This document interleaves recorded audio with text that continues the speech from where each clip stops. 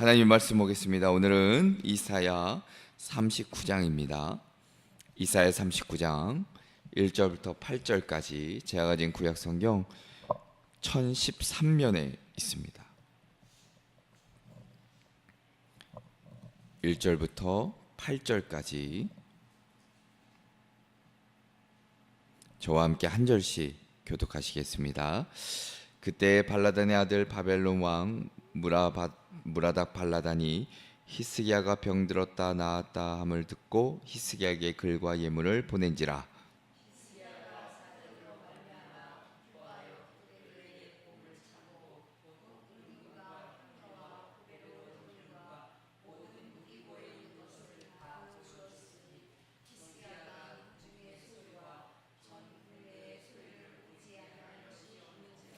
이에 선지자 이사야가 히스기야 왕에게 나와 묻되 그 사람들이 무슨 말을 하였으며 어디서 왕에게 왔나이까 하니 히스기야가 이르되 그들이 원방 곧 바벨론에서 내게 왔나이다 하니라.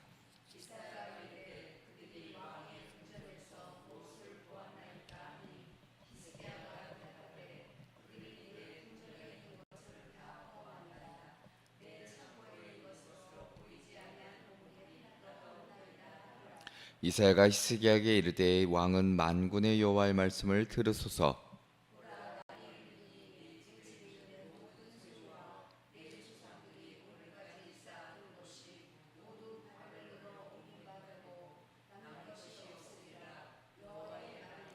또 내게서 태어날 자손 중에서 며칠 사로잡혀 바벨론 왕궁의 환관이 되리라 하셨나이다 하니 히스기야가 이사야에게 이르되 당신이 이른바 여호와의 말씀이 좋소이다 하고 또 이르되 내 생전에는 평안과 견고함이 있으리로다 하니라. 아멘. 아멘. 할렐루야. 아멘. 오늘도 새벽에 우중 가운데 예배 전에 나오신 우리 성도님들과 그리고 영상으로 각자의 삶의 자리에서 예배하시는 우리 성도님들에게 하나님의 크신 위로가 있기를 먼저 주님의 이름으로 축원합니다. 오늘 말씀의 제목은 신앙의 민낯입니다. 신앙의 민낯. 신앙에서 가장 위험한 순간이 언제일까 생각해 보면 많은 이들은 위기와 고난의 때를 떠올립니다. 그건 역시 틀리지 않을 것 같습니다. 자, 하지만 성경은 우리에게 역설적으로 이렇게 가르쳐 주시는데 인생에서 가장 위험한 순간은 고난이 아니라 바로 영광과 때로는 평안의 때라 말합니다. 눈물이 마르고 문제가 해결되고 주변으로부터 나름대로의 인정과 박수가 쏟아지는 순간이야말로 신앙의 진짜 민낯이 드러나는 시간이기 때문입니다. 자, 오늘 본문 이사야 39장을 보시면 히스기야 왕의 이야기 가운데 가장 아이러니한 장면을 담고 있습니다. 바벨론의 사신들이 병에서 나은 히스기야를 위로하고자 찾아왔을 때 그는 겸손히 하나님께 영광을 돌리기보다 궁전의 보물과 무기고 그리고 자신의 성취를 자랑하고 있음을 성경은 기록하고 있습니다. 자, 역사적으로 이 장면을 보면 단순한 어떤 외교적인 의례적인 행사가 아닙니다. 바벨론이란 나라는 당시 아수르의 압제 속에서 서서히 그 세력을 키웠던 나라입니다. 자, 그들이 유다를 찾은 것은 단순한 어떤 친교 그런 목적을 넘어 정치적인 동맹과 군사적인 탐색의 의미가 있었습니다.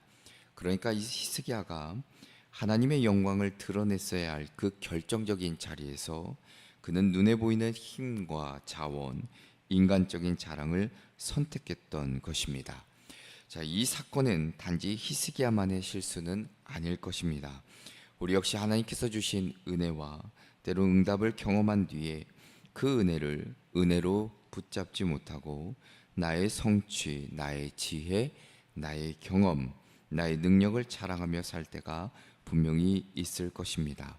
이사야 39장은 그래서 신앙의 민낯을 보여주는 우리의 거울과도 같습니다.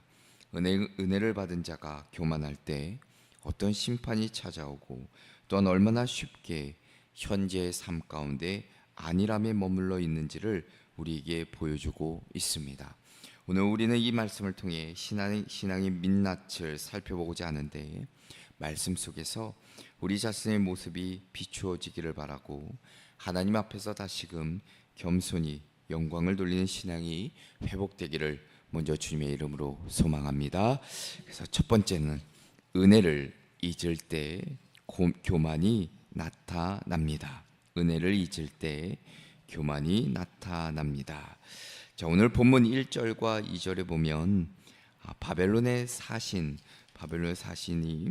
히스기야를 찾아왔을 때 그는 자신의 보물창고와 무기고 궁전의 모든 소유를 보여줍니다. 자, 2절에 이렇게 기록하는데, 히스기야가 사자들로 말미암아 기뻐하여 그들에게 보물창고 곧 은금과 향료와 보배로운 기름과 모든 무기고에 있는 것을 다 보여주었으니 히스기야가 궁중의 소유와 전 국내의 소유를 보이지 아니한 것이 없는지라 기록합니다. 자, 보여주었다라는 말은 단순히 어떻게 시각적으로 이렇게 보여주었다라는 의미도 있지만 자랑하며 드러내다라는 뉘앙스가 이 안에 담겨져 있습니다.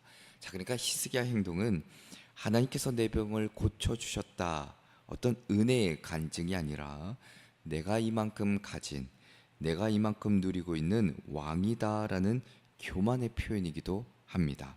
자, 히스기야가 이전 우리가 38장에 보았듯이 죽음의 직전까지 그 문턱에 있었던 자입니다.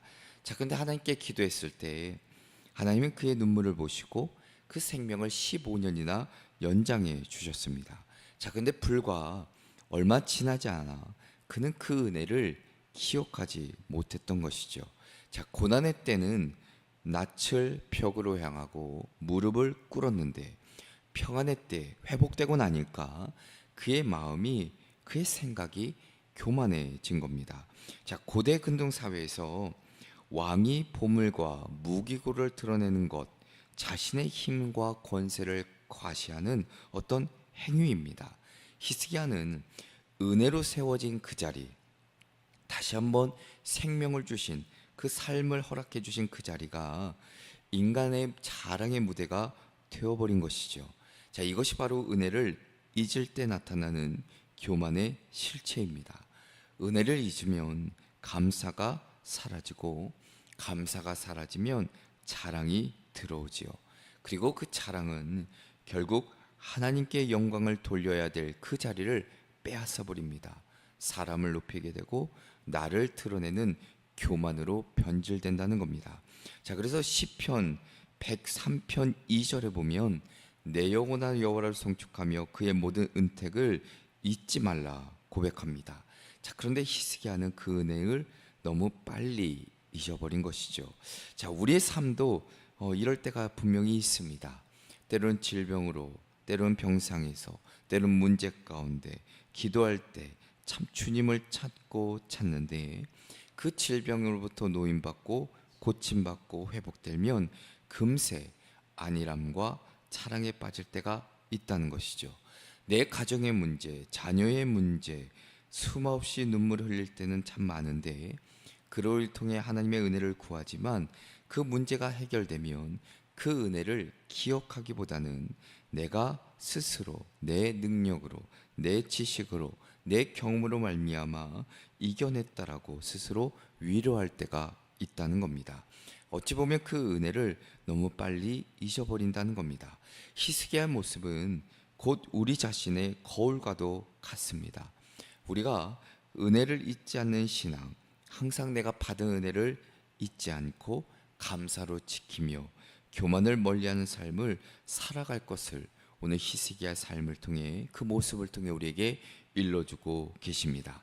그때에만 우리는 하나님께 영광 돌리는 복된 삶으로 살아갈 수 있는 것이고, 우리의 삶이 겸손히 주 앞에 세워질 수 있다는 것을 잊지 마시고, 다시 한번 교만이 찾아오는 것을 철저하게 멀리하고 막아내시는 저와 여러분 되시기를 주님의 이름으로 축원합니다. 둘째로는 교만은 반드시 심판을 불러옵니다. 교만은 반드시 심판을 불러옵니다. 자, 은혜를 잊고 감사가 사라지는 그 순간에 교만이 찾아오는데, 자, 이 교만은 반드시 하나님의 심판, 하나님의 징계를 불러올 수 있다는 겁니다. 자, 히스기야가 바벨론 사신들에게 모든 보물을 자랑한 직후에 이사야가 등장해서 묻습니다. 3절에 보니까 이에 선지자 이사야가 히스기야 왕에게 나와 묻되 그 사람들이 무슨 말을 하였으며 어디서 왕에게 왔나이까 하니 히스기야가 이르되 그들이 원방 곧 바벨론에서 내게 왔나이다 하니라 라고 기록합니다. 자, 그리고 4절에 히스기야가 숨김없이 대답하는데 이사야가 이르되 그들이 왕의 궁전에서 무엇을 보았나이까 라고 물으니까 히스기야가 대답하되 그들이 내 궁전에 있는 것을 다 보았나이다. 내 창고에 있는 것으로 보이지 아니한 보물이 하나도 없나이다. 자, 그 이 고백 속에 히스기야의 마음이 드러나지요. 자, 그는 하나님의 그 은혜를 누렸던 은혜를 간증하지 않고 하나님의 영광을 고백하지도 않았고 철저히 자신이 가진 것을 드러내는데 집중했습니다. 자, 그 결과 이사야는 하나님의 말씀을 6절에 이렇게 선포하는데 보라 날이 이르리니 내 집에 있는 모든 소유와 내 조상들이 오늘까지 쌓아둔 것이 모두 바벨론으로 옮긴 바 되고 남을 것이 없으리라 기록하고 있습니다. 여호와의 말이니라 말하죠. 자, 여기서 중요한 것은 히스기야의 자랑이 단순한 실수가 아니라 하나님의 심판을 초래하게 되는 교만이었다는 사실입니다. 앞서 설명드린 대로 고대 사회에서 왕궁의 보물을 자신들에게 보여주는 것, 어찌 보면 자신의 힘을 과시하는 것도 있지만 동맹을 위한 외교적인 어떤 신호이기도 합니다. 자, 그런데 하나님 보시기에 그것은 곧 사람을 의지하는 행태이고 하나님을 의지하지 않는 불신앙의 모습이기도 했습니다. 자, 히브리어로 오늘 말씀 가운데 옮긴 바 되고라는 말씀, 이 말씀은 끌려가다, 옮겨지다라는 동사이기도 합니다. 자, 그러니까 단순한 이동이 아니라 포로로 잡혀가는 강제적인 운명을 가리키는 말씀입니다. 자, 그러니까 히스기야의 교만은 단순히 개인의 문제로 끝난 것이 아니라 그의 후손과 나라 전체가 포로로 끌려가는 심판으로 이어질 것이라는 무서운 말씀이기도 합니다. 자, 여기서 우리가 영적인 교훈을 얻게 되지요. 교만이란 것은 단순히 나 혼자 넘어지는 문제만 아닙니다. 문제가 아니라는 것이죠. 내 가정과 교회, 내가 속한 곳, 내가 속한 삶의 자리까지도 무너뜨리는 무서운 결과를 낳게 된다는 겁니다. 히스기야의 한순간의 교만이 결국 바벨론 포로라는 비극적인 역사로 이어졌듯 오늘 우리의 교만 또한 우리의 삶뿐만이 아니라 우리의 자녀, 우리의 가정, 우리가 속한 공동체에 치명적인 결과와 상처를 남길 수 있다는 것입니다. 하나님은 분명 교만을 미워하시고 겸손한 자를 높이십니다. 자, 우리는 언제나 주님 앞에 겸손한 삶을 살아가야 되는데 우리의 은혜를 자랑하고 나의 은혜를 자랑하지 않고 하나님만 높이며 내 이름이 아니라 주의 이름이 영광 받으시도록 살아내야 되겠지요. 그 길만이 심판을 면하는 길이고 하나님이 주신 은혜를 이어가는 길이라는 것을 겸손으로 하나님 앞에 서는 저와 여러분 되시기를 주님의 이름으로 축원합니다. 끝으로는 나만을 위한 안일함을 버려야 합니다. 나만을 위한 안일함을 버려야 합니다. 자, 오늘 말씀을 보면 은혜를 잊고 감사를 잊고 교만이 찾아오는데 그 교만은 반드시 심판을 불러온다는 것이죠. 자, 그런데 이 무서운 심판의 말씀이 선포되었는데 히스기야의 반응이 참 놀랍도록 기록되어 있습니다. 8절에 보면 이렇게 기록하는데 자, 히스기야가 이사야에게 이르되 당신이 이른바 여호와의 말씀이 좋소이다 하고 또 이르되 내 생전에는 평안과 견고함이 있으리로다 하니라 기록합니다. 자, 히스기야가 심판이 분명히 임할 것이라는 말씀 앞에서 그것이 당대가 아닌 후대에 임할 것이라는 이유로 안도하고 있습니다. 자, 좋다라고 말하고 그 말씀을 오히려 만족스럽게 받아들이고 있습니다. 자, 그러면서 말하는 것이 내 성전에는 평안과 견고함이 있으리로다. 이 말 안에는 나 때를 넘어 다음 세대의 고통에 대한 무관심과 자신의 안락만을 추구하는 안일함이 그대로 드러나 있습니다. 곧 히스기야 말을 이렇게 우리가 이해할 수 있죠. 적어도 내 시대에는 안정과 번영이 보장됐으니까 그 말씀은 괜찮다, 이렇게 생각하는 겁니다. 자, 그러나 이것은 개인의 안위만을 바라보고 다음 세대의 신앙, 그들의 삶을 외면한 아주 안일한 신앙의 전형적인 모습이죠. 자, 히스기야 태도는 우리 시대의 모습을 그대로 비추어 줍니다. 자, 현대인들은 지금에 살아가는 시대는 나만의 평안, 나만의 행복만을 최고의 가치로 두는 경향이 강하지요. 자녀 세대의 신앙 교육, 교회의 미래, 사회의 도덕적인 기반은 무너져도 당장 지금 내 삶이 평안하면 괜찮다라는 태도로 살아갈 때가 있습니다. 이것이 바로 안일한 신앙이죠. 내 눈앞의 안전과 번영에 만족하고 다음 세대가 걸어가야 될 신앙의 길에 대해서는 별로 중요하지 않다는 겁니다. 무관심한 것이죠. 자, 히스기야가 한때 눈물로 기도하며 나 자신뿐만 아니라 이 나라 그 공동체를 위해 기도하며 생명을 연장받았던 사람이었습니다. 자, 그런데 시간이 흐르자 자신이 받은 은혜를 다음 세대에게 전할 사명, 하나님의 그 영광, 그 역사심을 전해야 될 그 사명을 잊어버린 채 내 삶의 안일함 속에 안주하게 됩니다. 자, 성경은 반복해서 다음 세대의 아주 중요성을 강조하죠. 그리고 그들에게 신앙을 전하라 명령하기도 했습니다. 신명기 4장 9절에도 그렇고 시편 79편 13절에도 그렇죠. 내 아들들과 내 손자들에게 그 일들을 알게 하라 말씀하시고 모든 세대가 나를 찬송하라 찬송하리로다 나의 여호와의 이름을 알게 하라 분명히 말씀하기도 했습니다. 자, 그런데 히스기야는 미래 세대, 다음 세대의 운명, 그들의 운명을 듣고도 침묵합니다. 그 결과 어떻게 되냐면 그의 아들 므낫세, 유다 역사상 가장 악한 왕으로 기록되어 있습니다. 결국 남유다는 바벨론 포로의 길로 가게 되지요. 자, 이것이 안일한 신앙이 초래한 결과이기도 합니다. 어떻게 보면 신앙의 전 세대, 부모 세대, 신앙을 먼저 알았던 그 세대의 무관심과 그 무책임이 후손의 비극으로 이어진 것이죠. 자, 오늘 이 시대 한국 교회도 비슷한 위기를 맞이하고 있습니다. 급격히 줄어드는 다음 세대, 청소년과 청년의 신앙의 이탈, 그리고 가정에서의 신앙 교육의 부재.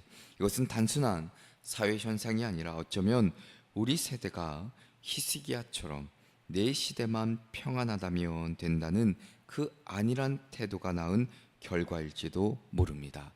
사랑하는 성도 여러분, 우리의 신앙은 지금 이 순간만을 위한 것만은 아닐 것입니다.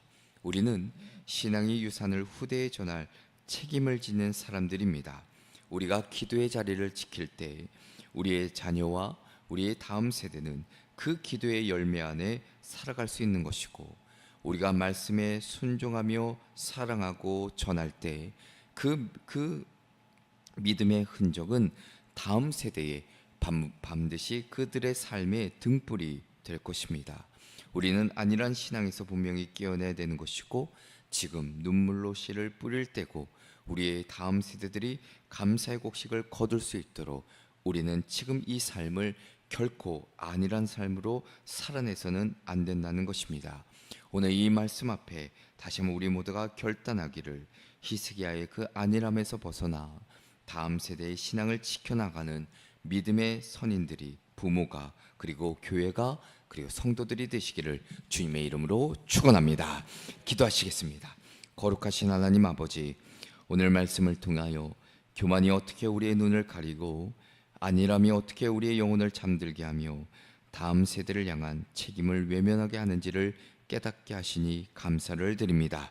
히스기야의 실수를 거울 삼아 저희가 순간의 영광에 자만에 도취되지 않게 하시고 눈앞의 평안에 안주하지 않게 하시며 겸손과 깨어있음으로 주의 뜻을 붙드는 하나님의 영광을 드러내며 살아갈 수 있도록 인도하여 주시옵소서.